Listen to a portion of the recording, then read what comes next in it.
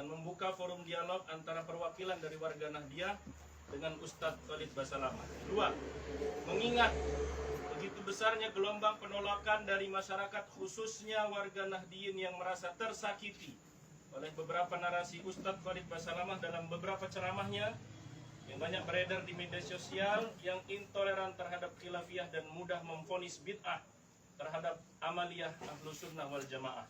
3.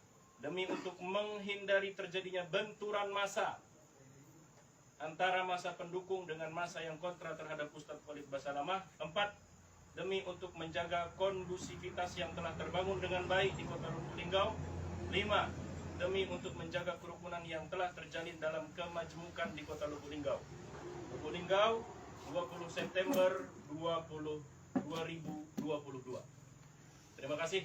Wassalamualaikum warahmatullahi wabarakatuh.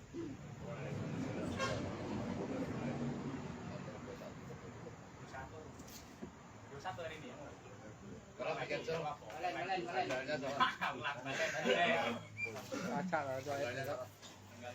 Ujungnya aja pada Jadi, Pak, poin kita di sini apa saja jadi?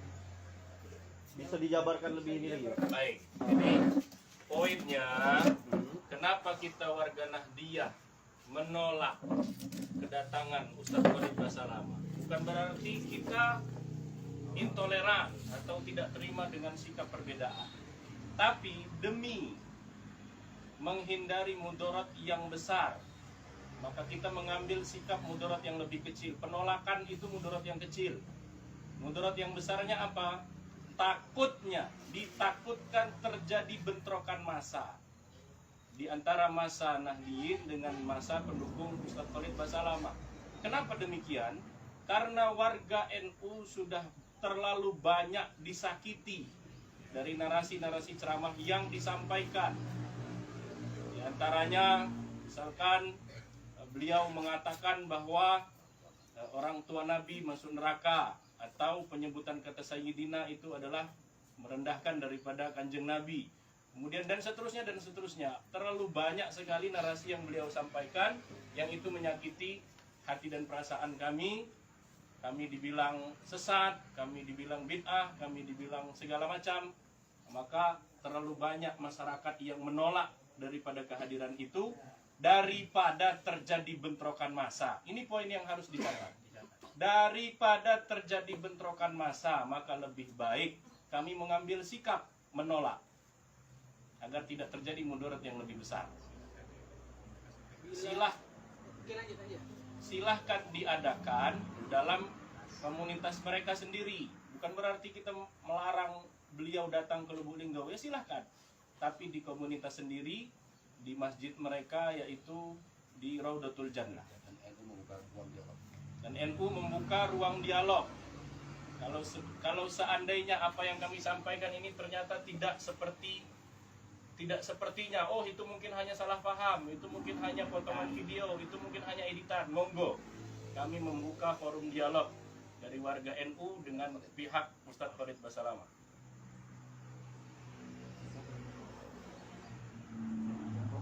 Kita sebagai apa, Pak? Saya warga NU. Dan kita dari warga NU tadi disampaikan bahwa siap secara terbuka untuk diskusi dengan beliau.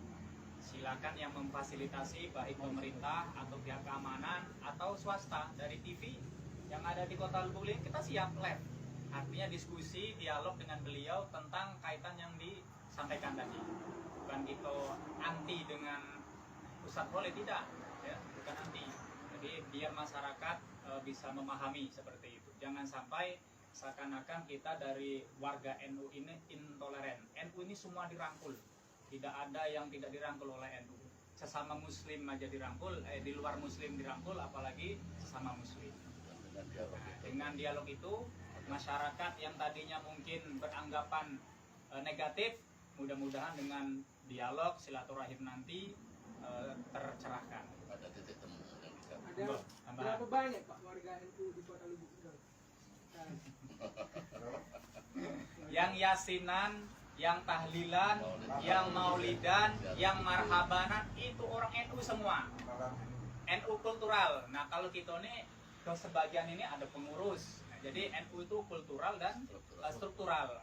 Kalau yang yasinan, tahlilan, marhabanan, nah itu orang NU semua, itu amalia NU. Nah inilah yang dibid'ahkan oleh mereka. Oleh karena itu sebagai tabayun, harapan kami dari mungkin tim Linggau Mengaji dan Ustadz Khalid Basalamah menerima dialog nanti supaya kita nih gamblang seperti itu. Jadi sedikit tambahan dari saya yang terkait dengan masalah dialog. Dialog yang kita tawarkan ini tujuannya adalah untuk meminimalisir kesalahpahaman di antara dua pihak yang mungkin beda pemahaman. Diharapkan dengan adanya dialog ini ada satu titik temu yang selama ini mereka anggap sebagai bid'ah, sesat, syirik misalnya. Barangkali dengan melalui dialog, anggap saja dialog itu sebagai forum tabayun, boleh dikatakan begitu, yang sehingga meminimalisir kemungkinan terjadinya kesalahpahaman terkait dengan permasalahan-permasalahan yang selama ini mereka tuduhkan terhadap warga Nahdien, seperti beberapa amalia-amalia yang mulai dari masalah Yasin, Tahlil, Maulid Nabi, ziarah kubur dan lain sebagainya. Nah dengan dialog itu insya Allah nanti umat juga akan tercerahkan, teredukasi bagaimana mensikapi suatu perbedaan. Barangkali itu sekedar tambahan dari saya. Yang tadi ngasih ulang dah? Sudah ada apa-apa.